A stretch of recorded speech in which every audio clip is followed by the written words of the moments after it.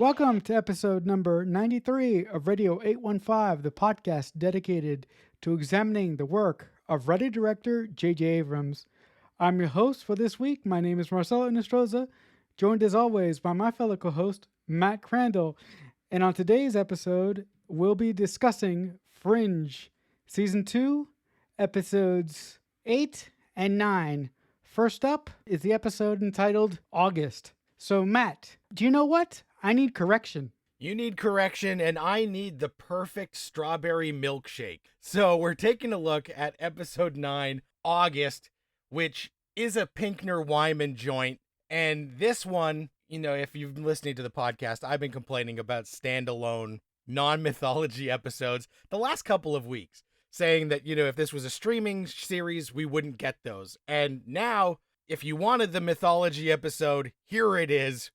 I felt like we've been waiting since Momentum deferred. And this episode is extremely observer-centric, but not just the observer that we have come to know and love, multiple observers. The episode centers around an observer who goes rogue and stops observing and actually intervenes in an event to kidnap this young woman named Christine, to prevent her from being on a plane that crashes. Marcelo, as all of this is going on, what are you thinking as we see an observer no longer just observing? I really love this episode because, like you said, this episode really gives us a different look into the observers, because we initially thought that the observers from day one are bad guys, or they just observe. They really don't intervene, like you said. And in this episode, we have an observer, aka August, basically kidnapping this woman to save her life, because this woman was going to go on a trip from Boston to Italy. And during her trip, the plane that she was on was supposed to crash. So that's the reason why this observer basically kidnaps her and prevents that event from happening. But as a result, the timeline needs correction. So this whole episode is about this observer trying to keep this young woman safe. And Olivia and Peter are investigating the kidnapping of this young woman. And then they discover that the observers have basically been at every critical point in human history. They were at the murder of the king that launched World War I. They've been everywhere, and for the life of me, Peter, Olivia, and the team can't figure out why this observer kidnaps, this woman. And ultimately, I love the reason why he does it. That reason just blew me away, which we'll get to at some point. But I love this episode. Gave us a different angle to the observers that we've never seen before.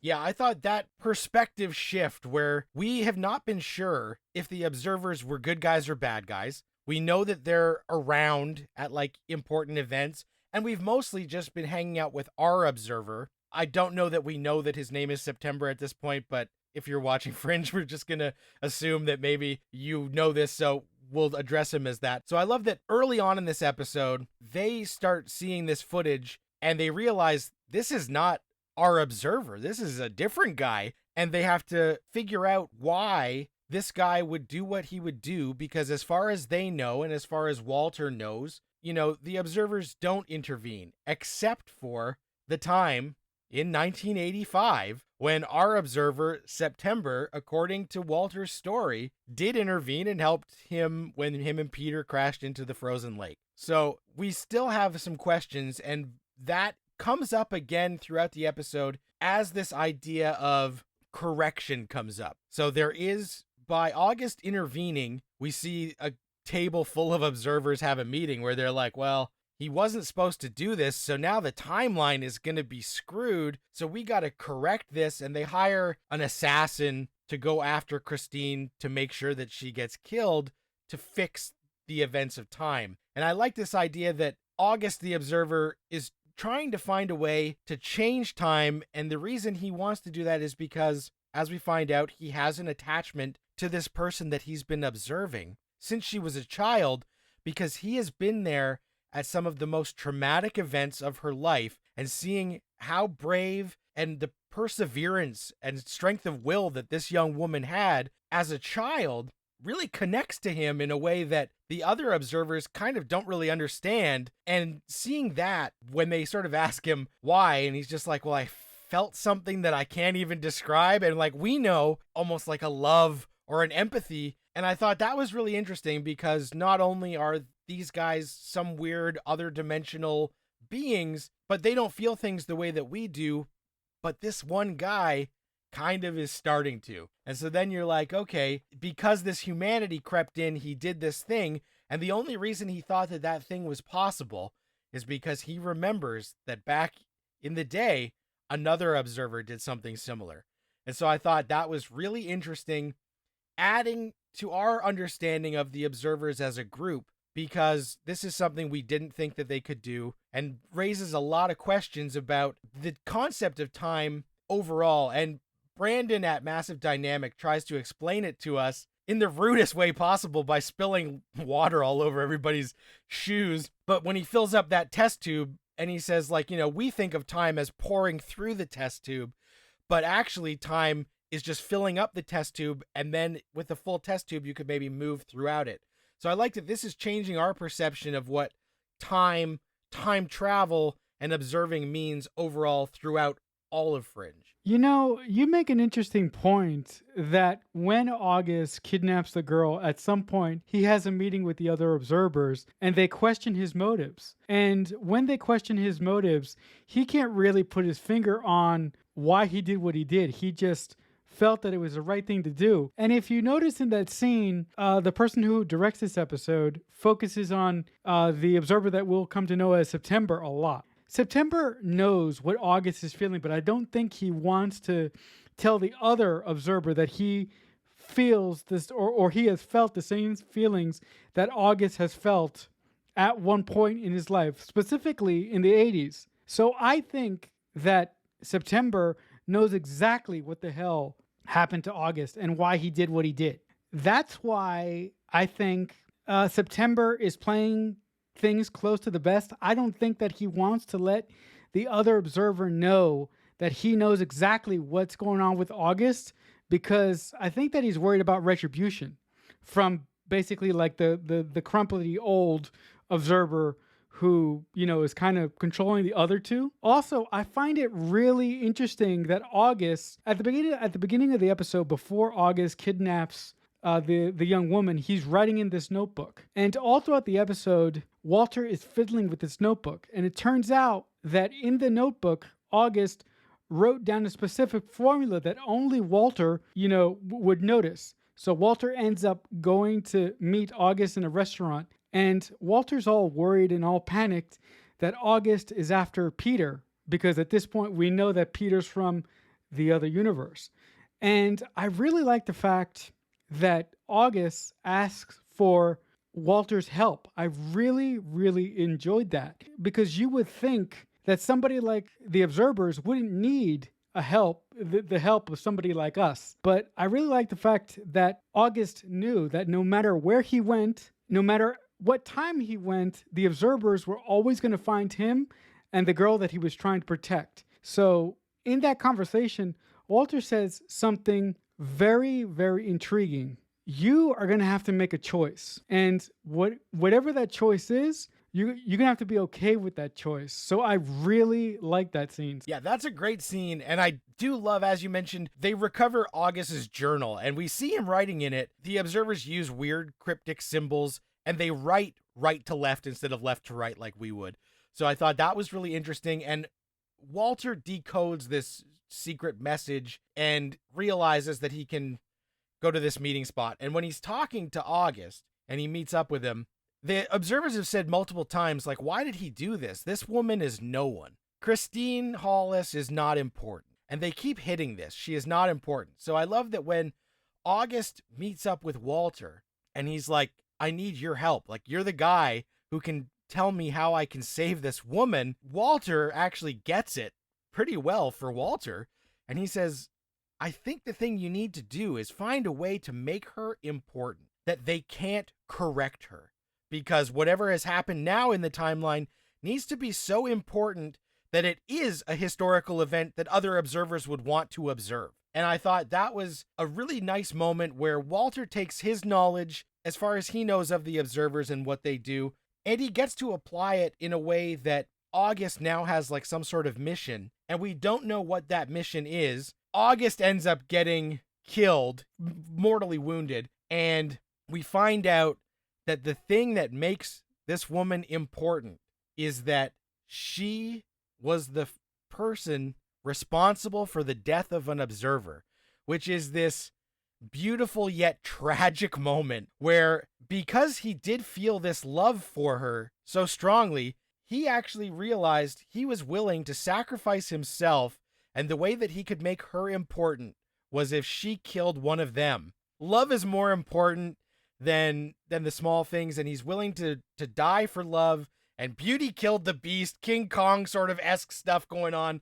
But I loved it. I thought it was just really touching. When September and August are in that car, September's like, why did you save her? Like, you're going to die because you thought this was so important. You know, it was all stems back to he was there when, as a child, she went through really hard times when her parents died. And I just thought it was all really emotional and human, the reasoning, and it makes us connect to the observers in a much bigger way.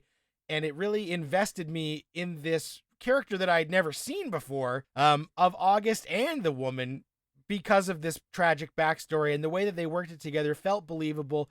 It didn't feel like Fringe was trying to do some sort of last minute heel turn on the observers to say like, hey guys, they're actually really good. But it like was organic and it really worked. You've been saying it for weeks. I've been complaining about it for a while, that Fringe needs to get more serialized, that we need to begin to understand where we're going here in the bigger picture. And I think this episode did wonders to explain these bald people in these suits. One other thing that I really thought this episode did well is I feel that Walter is running out of time to keep his secret with Peter, because Walter goes to meet August at the restaurant. He's decoding this book throughout the entire episode, and he doesn't tell Peter anything until the very end of the episode. So I feel that the story is coming to a tipping point where Walter's going to have to tell Peter where he's from and what he really did. Now, what that is going to bring up and what that is going to cause, you got me. But I can't wait until we get there, because I think when we get to that moment, I think their relationship is going to change in ways that may change the show forever. There is a very, very nice scene with Olivia and Peter in a car, and Olivia is basically telling Peter about the first time that her mother took her to go see a movie, and that she was so enchanted and so taken away by that. Even before the movie started, Olivia leaned over to her mother and said, "Mommy, this is the best movie ever." And the reason why that hit home with me is because when I was a kid growing up, my dad took me to go see a movie that planted the seed that led to me becoming a screenplay writer. And that film was Mission Impossible. Okay, I'm going to bring it all back now. And the reason why I find that scene significant is because at the very end of the episode, Olivia is walking with Broyles and she asks for the rest of the day off. The reason why she asked for the rest of the day off is because she's babysitting her niece. And all her niece wanted to go do was go to this theme park and ride these roller coasters. And I love that the final scene of this episode is her niece and Olivia riding this roller coaster that Olivia didn't even want to ride at the beginning of the episode.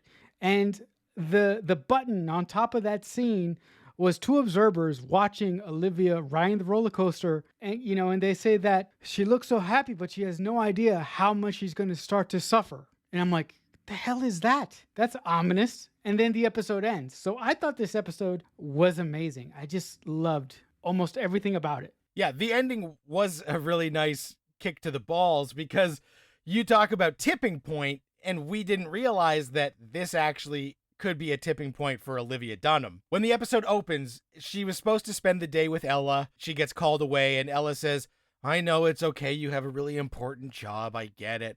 But the kid's obviously crushed. So at the end, she finally does take the day off and gets to take Ella to the amusement park. Luckily, it doesn't look like Brave Maeve's Inclusive Kingdom, but it is some sort of fun theme park that they're having a good time at. And those observers are observing it. When we see that, we're like, oh no, why? Why are they watching this event? And then when they say, yeah, they look so happy, but everything is about to get so much worse. And you're like, okay, what? Why? What is going to happen? And why is this like a key moment that they would observe? Is this the last time Olivia Dunham is ever going to be happy? Why are they here? So I thought that was really ominous and definitely adds foreboding to the rest of the season. Regardless of what happens, this is going to be ringing in the back of our minds, thinking, well, why did the observers say that it was about to go bad? So I think that that was a smart idea because it's going to make us look at the rest of the season through a different lens. So even if Fringe Team gets a big win, we might be thinking, oh, but there's this thing in the back of our mind. Remember the end of that episode where they said?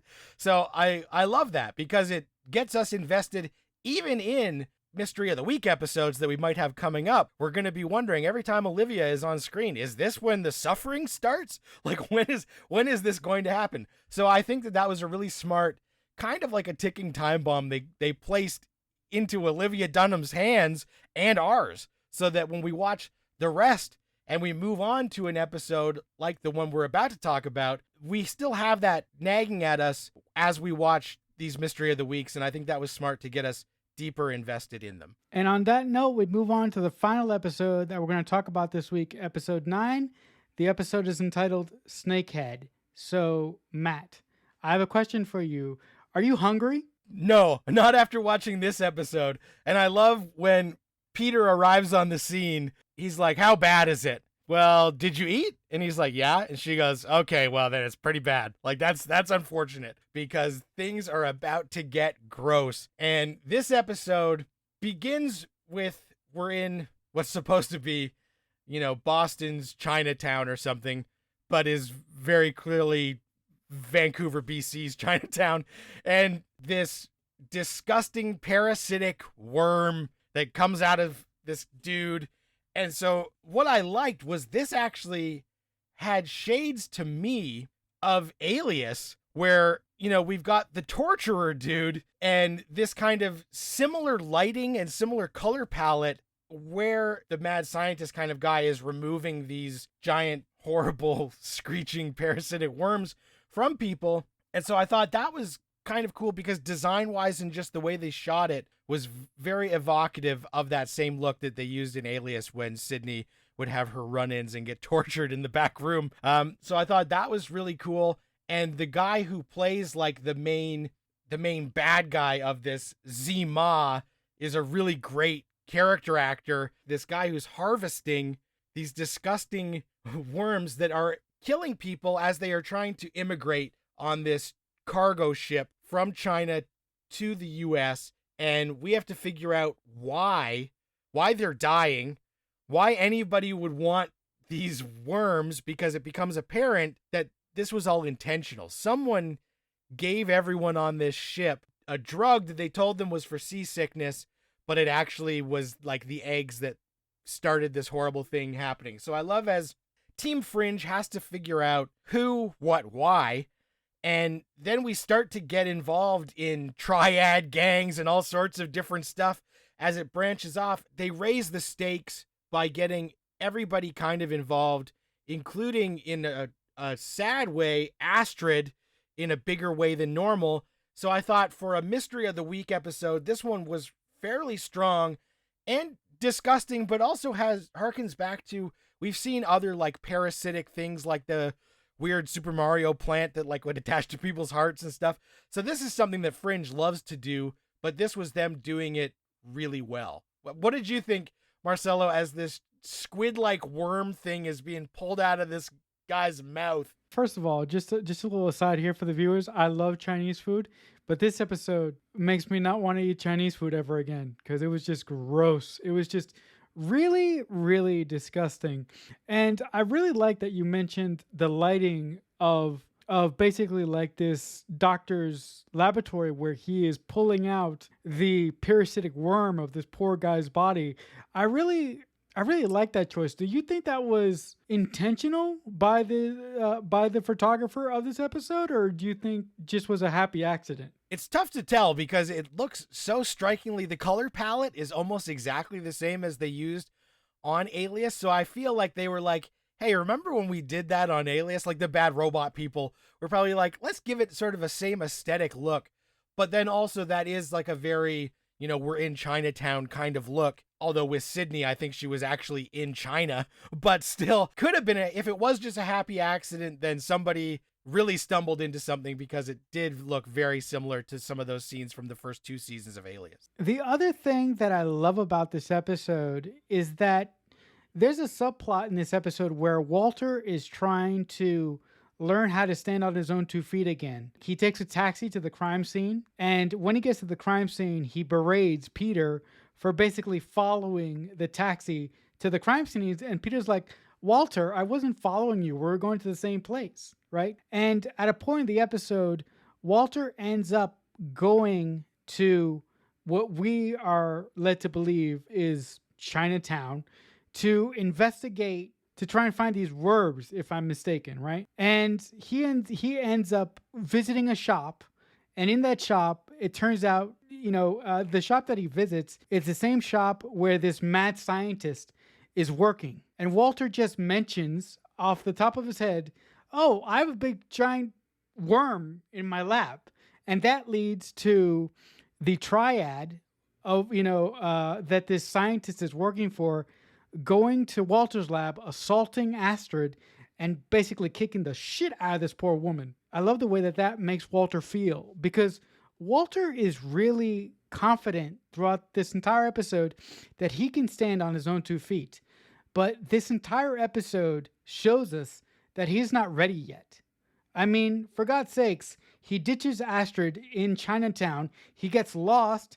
He can't, he doesn't remember his phone numbers. He doesn't remember his anybody's phone number. And he ends up befriending this Chinese woman who finds Peter's number, keeps Walter safe while Peter, later comes to get him. The reason why that touches me so much is because as a disabled individual, I spent years of my life trying to show my family that I was capable of taking care of myself to an extent. And it took me forever to understand that there was only so much I could do, that at some point I was going to reach a plateau where I needed somebody else's help. And I think at the end of this episode, Walter reaches that plateau. So I loved the sort of horror elements of this episode, but I really latched on to Walter's story in this episode so much. Yeah, and Walter's story is kind of the driving heart of the side plot of this episode, and it is him thinking that he is further along than he is. And unfortunately, what happens, as you mentioned, is when he gets turned around and lost, that is when the gang attacks Astrid because they've followed her. And so when he finds out that she got beat up after he's gone through this ordeal, so he goes through the ordeal and they do contact Peter, and then Peter shows up and he's like, you have the numbers, you have them written on you. And Walter didn't remember, so like it would have been much easier for him to find Peter than it was. But then when he realizes that Astrid has been hurt, and if he didn't get turned around and lost, like this might not have happened. And so he realizes his limitations right now that he didn't want to admit are just because of his mental state is not as clear as he wants it to be. And that is something that would be very hard to admit. But when he sees that someone that he cares for deeply has been hurt as a result of this, at the very end, he injects himself with a tracking implant and gives Peter the tracker. I guess I'm not as far along and I might need some help. So I did like that Walter, in admitting that, it's actually stronger than him not admitting it. So it shows strength because it takes a lot to ask for help. And sometimes people think that asking for help is weakness, and it's not. And I liked that the whole episode, he doesn't get Astrid, her name, wrong at all. So it takes the levity and the disrespect that I know that the actress felt of that bit out. So I like that because we are going to put her in some peril, we don't do that at all. We show Walter cares about this woman very deeply, and the fact that she got hurt is what really makes him realize he's not as far along. I thought that was great.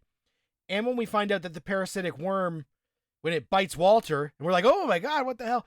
We find out that it actually has healing capabilities. And then we realize, okay, this is not a monster for monster's sake.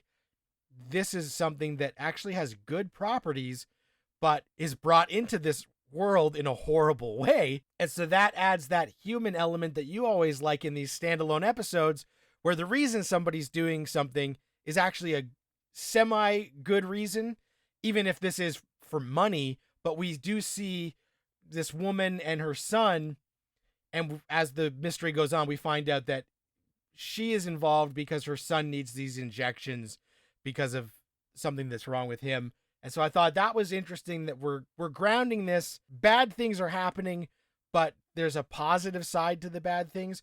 What did you think, Marcelo, of the fact that these worms are being used for good, but it is a triad gangster organization that is making them to sell this medicine? Like you said, you got there before I could. I love the fact that initially we think that these worms are bringing in drugs, right? Because there's a scene where the mad scientist, or the bad guy this episode, takes out one of the glands of this worm and makes like this white powder. So we think that the white powder is obviously cocaine, but later on we learn that the white powder is medicine, right?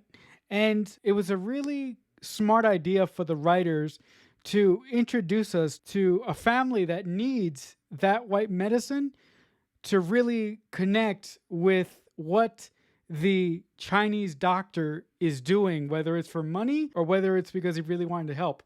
I tend to believe that he just wants the money, because if he really wanted to help, he would have thought of another way to bring these worms into existence. Because Walter mentions that the worms need the human body as an incubator. And are you telling me that you can't find another organism, that would serve as a incubator for your worms? Does it have to be humans? Why does it have to be humans? So that makes me believe that he cares more about the money than he does the science. Right, that's like some Paul Reiser in Aliens type of shit. Yeah, we're gonna send you out to intentionally get impregnated with these xenomorphs because we want them for our nefarious business. So it does show that not that this episode would be any better if we found out they were doing this to chimpanzees or anything, but like still the fact that they are willing to let people die in the pursuit of this is not all sunshine and roses. The other thing that I thought you mentioned, that at the end of this episode, Walter ends up putting a tracking chip in his neck. When Walter woke up Peter at the start of that scene, I thought he was going to tell him. I thought he was going to tell him everything. So I got so excited to get this exposition scene of Walter finally telling him where he's from. But it turns out that Walter put a chip in his neck. I love that scene, but I was so disappointed that he didn't tell him. So I'm like, that has to come soon, right? It has to, I would assume. Like we speculated before, I feel like they've been pushing that down the road, but we're getting to a point where Peter has to discover this, and how that is going to shape Peter and Walter's relationship going forward, and what that's going to do to the Fringe team dynamic is anyone's guess at this point. All right, guys. So that'll do it for this week's edition of Radio 815. If you guys like anything we do here and you want to reach out to us, there are a couple places in which you can do that. The first place to do that is just by simply using the hashtag on Twitter, Radio815, or you can reach out to us on our personal Twitter page. It's JJUniverse815. If you want to talk to me personally, the best place to contact me and yell at me about anything at all is on Twitter. I'm at CreekFanatic88. But Matt, if the good folks want to talk to you about anything, what would be the best place for them to reach you? On Twitter at Matt Crandall. All right, guys. I just have a couple more things to say before we wrap up this episode. The first thing I want to say is I want to give a shout out to a wonderful Facebook group that is dedicated to Fringe. I've been sharing our episodes on there since we've started covering Fringe on the podcast. And if you're a Fringe fan, this is a wonderful community. And I definitely recommend that you go and check them out. If you still have a Facebook account, their page is called Fringe Fans. So, go over there, check them out, and tell them that Radio 815 sent you. Until next week, as always, thank you so much for listening. And until next time, we'll talk back soon. Radio 815 is a Balloonhead Productions presentation in association with Killer Newt Productions.